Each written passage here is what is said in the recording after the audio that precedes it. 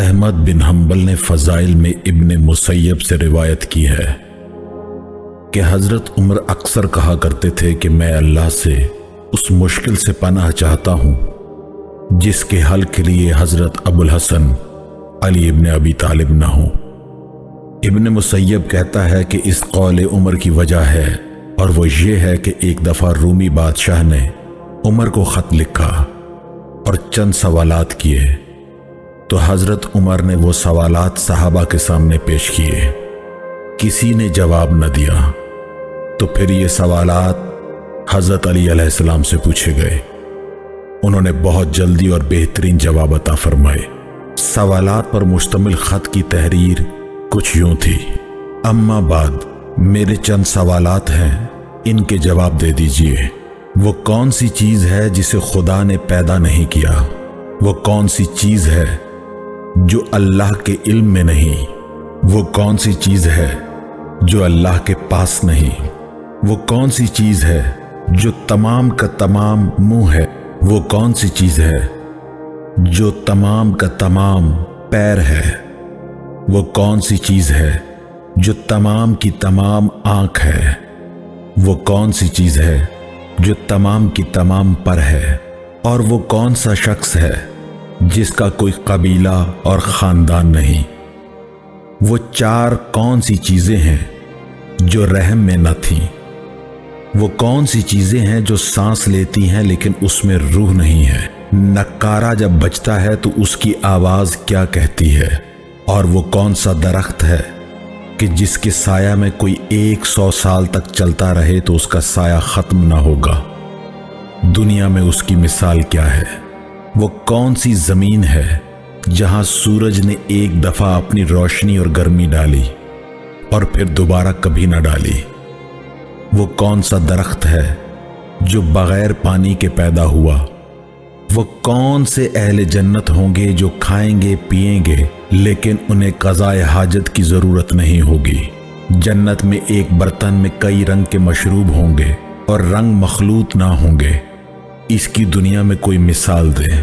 جنت میں کون سی لڑکی ہے جو سیب سے نکلے گی اور سیب بھی کم نہ ہوگا؟ وہ کون سی لڑکی ہے جو دنیا میں 2 مردوں کے لیے آئی ہے اور آخرت میں صرف ایک کے لیے ہوگی؟ اور آخری سوال کہ جنت کی چابیاں کون سی ہیں؟ حضرت امیر المومنین علی ابن ابی طالب نے یہ خط پڑھا اور فوری طور پر اس کے پیچھے یہ جواب تحریر فرما دیا: بسم اللہ الرحمن الرحیم، اما بعد، اے بادشاہ، تمہارا خط پڑھا۔ اللہ کی مدد اور توفیق اور اپنے رسول اکرم صلی اللہ علیہ وآلہ وسلم کی برکت سے جواب حاضر ہیں۔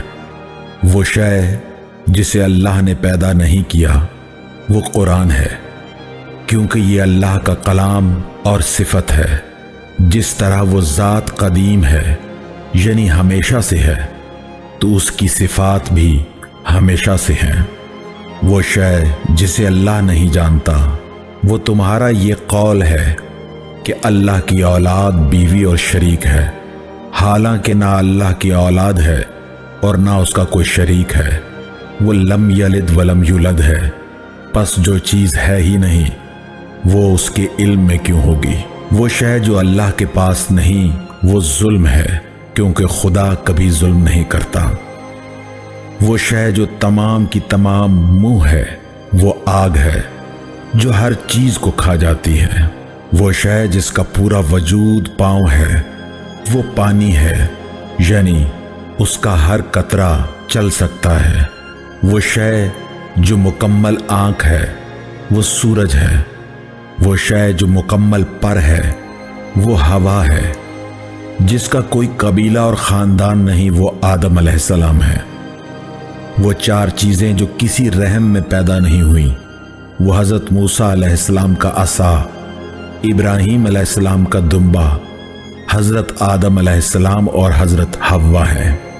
وہ چیز جو سانس لیتی ہے لیکن اس میں روح نہیں وہ صبح ہے، جیسے خدا تعالیٰ قرآن میں فرماتا ہے وَالصُّبْحِ إِذَا تَنَفَّسَ، اور صبح کی قسم جب اس نے سانس لی۔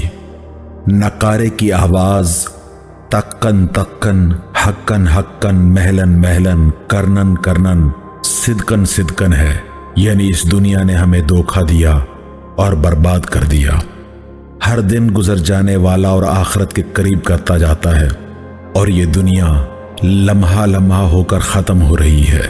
وہ مکان جہاں سورج ایک دفعہ چمکا وہ سمندر کی زمین ہے جس پر موسیٰ علیہ السلام نے عصا مارا، اور سمندر کا پانی دو طرف رک گیا۔ زمین پر سورج چمکا اور وہ خشک ہو گئی، جس سے بنی اسرائیل گزر گئے، پھر وہاں پانی جاری ہو گیا۔ وہ درخت جس کے سایہ میں 100 سال چلنے والا اس کے سایہ کو عبور نہیں کر سکے گا، شجرہ طوبہ ہے، جو 7ویں آسمان میں سدرۃ المنتہا پر ہے، اور تمام اعمال بنی آدم اس تک جاتے ہیں۔ اور یہ جنت کے درختوں میں سے ایک ہے، اور جنت میں کوئی ایسا محل اور گھر نہ ہوگا جس میں اس درخت کی شاخیں نہ ہوں۔ اور اس کی مثال دنیا میں وہ سورج ہے کہ وہ ایک ہے لیکن اس کی روشنی ہر مکان پر جاتی ہے۔ وہ درخت جو بغیر پانی کے پیدا ہوا، یونس نبی علیہ السلام کے لیے پیدا ہونے والا پودا ہے، جو ان کے لیے معجزہ تھا، جیسا کہ خدا نے فرمایا ہے وَأَنبَتْنَا عَلَيْهِ شَجَرَةً مِّن يَقْطِينٍ۔ اہل جنت کی غذا اس کی دنیاوی مثال جنین کی غذا ہے، جو بطن مادر میں اپنی ناف سے غذا لیتا ہے، مگر اسے قضاء حاجت کی ضرورت نہیں ہوتی۔ اور تمہارا سوال کہ ایک برتن میں مختلف رنگوں کے مخلوط نہ ہونے کی دنیاوی مثال کیا ہے، تو اس کا جواب ہے کہ انڈا، جس میں 2 رنگ سفیدی اور زردی ہوتے ہیں، مگر وہ کبھی آپس میں ملتے نہیں۔ وہ لڑکی جو سیب سے نکلے گی، اس کی دنیاوی مثال یہ ہے کہ سیب سے خوشبو نکلتی ہے، لیکن خود سیب میں کوئی تبدیلی نہیں آتی۔ وہ لڑکی جو دنیا میں 2 مردوں کے پاس ہوگی اور آخرت میں ایک کے پاس ہوگی، تو وہ کھجور کا درخت ہے، جو دنیا میں مجھ جیسے مومن کے لیے بھی ہے اور تم جیسے کافر کے لیے بھی، لیکن یہی کھجور کا درخت آخرت میں صرف میرے لیے ہوگا، کیونکہ یہ جنتی درخت ہے اور تم جنت میں نہیں جاؤ گے۔ باقی رہا جنت کی کنجیوں کے متعلق سوال، تو وہ کنجیاں لا الہ الا اللہ محمد رسول اللہ ہے۔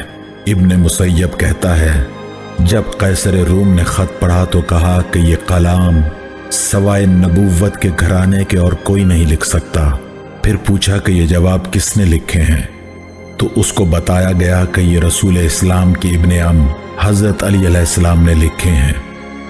اس لیے قیصر روم نے حضرت علی علیہ السلام کو یوں خط لکھا: اما بعد، آپ علیہ السلام کے جوابات پر مشتمل خط پڑھا اور میں جان گیا کہ آپ نبوت کے اہل بیت اور رسالت کی کان ہیں۔ آپ کی شجاعت، آپ کے علم کی تعریفیں دنیا میں مشہور ہیں، لہٰذا آپ ذرا اس روح کے متعلق وضاحت کر دیں جس کا آپ لوگوں کے قرآن میں یوں ذکر ہے وَيَسْأَلُونَكَ عَنِ الرُّوحِ قُلِ الرُّوحُ مِنْ أَمْرِ رَبِّي، تاکہ میں آپ علیہ السلام کے مذہب سے اچھی طرح آگاہ ہو سکوں۔ حضرت امیر المومنین علیہ السلام نے جواب لکھا: اما بعد، روح ایک لطیف نقطہ ہے اور شریف روشنی ہے، اور یہ خدا کی اپنی صفت ہے اور اس کی اپنی مرضی و منشا کے مطابق ہے، جسے خدا نے اپنی ملکی خزانوں سے نکالا ہے اور اپنی قدرت کے تحت ساکن کیا ہے۔ یہ روح اللہ کے پاس تیرے لیے ایک واسطہ اور سبب ہے، اور اللہ کے لیے تیرے پاس امانت ہے۔ پس جب تو اللہ سے اپنی چیز لے لیتا ہے تو اللہ بھی تجھ سے اپنی چیز واپس لے لیتا ہے۔